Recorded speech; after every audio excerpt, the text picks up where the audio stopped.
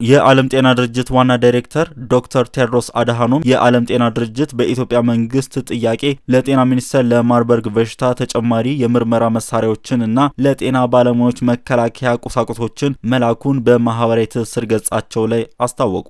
ህወሓት ፌዴራል መንግስቱ የትግራይ የሰላም ጥሪ ችላ በማለት የጥፋት ፕሮጀክቱን ቀጥሏል በማለት አዲስ ባስተላለፈው መልእክት ከሷል። ኤርባስ ኩባንያ በ6000 ኤርባስ 320 የመንገደኞች አውሮፕላን ላይ የኮምፒውተር ሶፍትዌር እክል እንዳገኘ አስታወቀ። ከሀገር ውስጥና ከሀገር ውጪ የተለያዩ መረጃዎችን ይዤ ቀርብ ያለው ወደ ዝርዝሩ አመራ።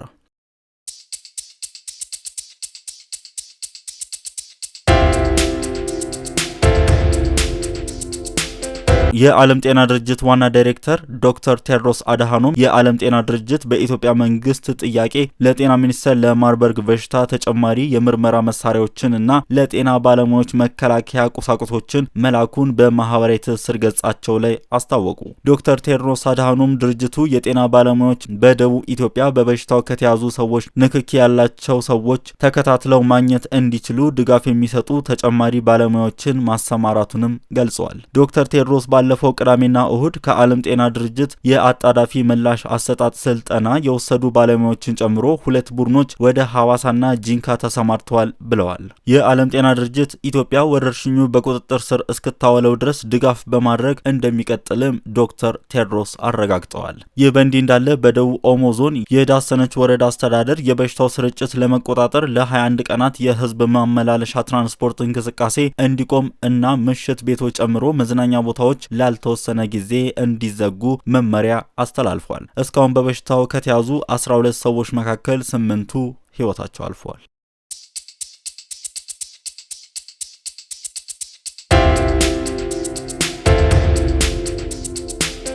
በትግራይ ክልል በኤችአይቪ የተያዙ ሰዎች አሃዝ ከጦርነቱ በፊት ከነበረበት በአሁኑ ወቅት በ3 በመቶ ጨምሮ መገኘቱን የክልሉ ጤና ቢሮ ባወጣው ሪፖርት አመላከተ። በክልሉ ኤችአይቪ የተያዙ ሰዎች ቁጥር በ3 በመቶ ጨምሮ የተገኘው ከጥቅምት 2017 ዓ.ም እስከ መስከረም 2018 ዓ.ም ባሉ ጊዜያት በተደረጉ ምርመራዎች መሆኑን ቢሮ በሪፖርቱ ገልጿል። በቫይረሱ ከተያዙ ሰዎች መካከል ባለትዳሮች ከፍተኛውን ቁጥሮች የያዙ ሲሆን ፍቺ የፈጸሙ ሰዎች በሁለተኛ ደረጃ ላይ እንደሚገኙ ሪፖርቱ ጠቅሷል። በቢሮው የሁሉን አቀፍ የኤችአይቪ ኤድስ መከላከልና መቆጣጠሪያ ዘርፍ ዳይሬክተር ፍስሐ የማነ ከጦርነቱ በፊት በክልሉ ውስጥ በቫይረሱ የተያዙ ሰዎች ምጣኔ 1.43 በመቶ እንደነበርና በአሁኑ ወቅት በ3 በመቶ መጨመሩ ለክልሉ ቴሌቪዥን በሰጡት ቃለ መጠይቅ ተናግረዋል። ከቫይረሱ ተጠቂዎች መካከል ከፍተኛውን ድርሻ የሚይዙት የቀን ሰራተኞችና አርሶ አደሮች ናቸውም ተብሏል።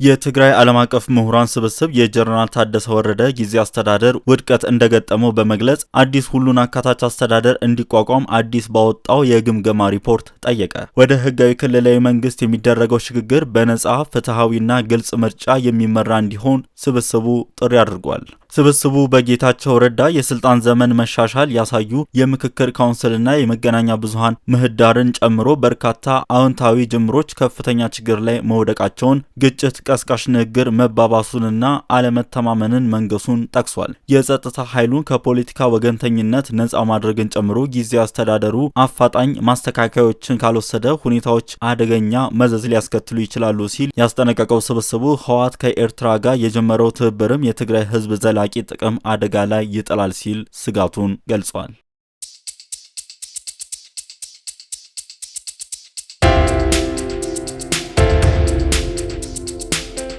ህወሓት ፌዴራል መንግስቱ የትግራይ የሰላም ጥሪ ችላ በማለት የጥፋት ፕሮጀክቱን ቀጥሏል በማለት አዲስ ባስተላለፈው መልእክት ከሷል። ህወሓት ፌዴራል መንግስቱን የመንግስት ሰራተኞችን ደሞዝና ነዳጅ በመከልከል የትግራይ ኢኮኖሚን ለማዳከምና ሰብአዊ ቀውስን ለመፍጠር እየሰራና ከሃዲ ካለው ቡድን ጋር በመተባበር ትግራይ የረብሻ ማዕከል ለማድረግ እየሰራ ይገኛል በማለትም ወቅሷል። ሆኖም የጥፋት ኃይሎች እቅድ የትግራይን ህዝብና ስትራቴጂካዊ አቅሞችን በማንቀሳቀስ እንደሚከሽፍ ምንም ጥርጥር እንደሌለው ህወሓት ገልጧል። ህወሓት በትግራይ ህዝብ ላይ የታወጀው የዘር ማጥፋት ዘመቻ በፕሪቶሪያው የግጭት ማቆም ስምምነት በኋላ እንደቀጠለ ይገኛልም ብሏል።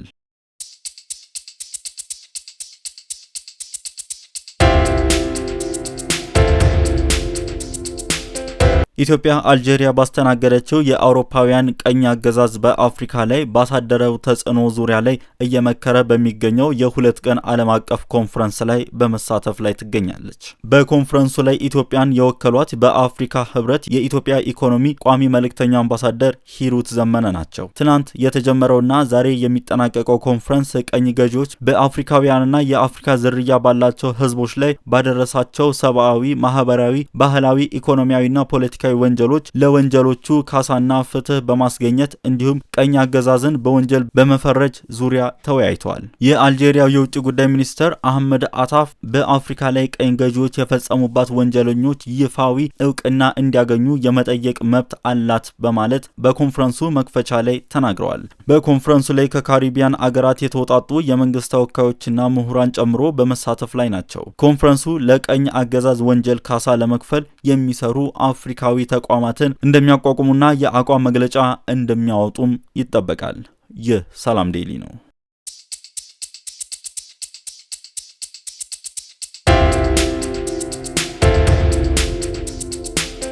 ኖርዌይ የኤርትራ መንግስት የሚደግፍ የትውልደ ኤርትራውያን ዜጎች ዜግነት ለመንጠቅ መወሰኗን አስታወቀች። ጥገኝነትን ጠይቀው የኖርዌይ ዜግነትን ከወሰዱ በኋላ መንግስታቸውን የሚደግፉ 135 ትውልደ ኤርትራውያን እንደለየ የሀገሪቱ መንግስት ገልጧል። ኖርዌይ እስካሁኑ የ20 ኤርትራውያን ስደተኞች የመኖሪያ ፍቃድ የነጠቀች ሲሆን የ30 ኤርትራውያን የመኖሪያ ፍቃድ ደግሞ እየመረመረች እንደሆነ ተናግረዋል። የሀገሪቱ መንግስት የተሳሳቱ መረጃዎችን አቅርበው የተገኙ ኤርትራውያን የመኖሪያ ፍቃዳቸው ወይም ዜግነታቸው ሊሰርዝ ይችላልም ተብሏል።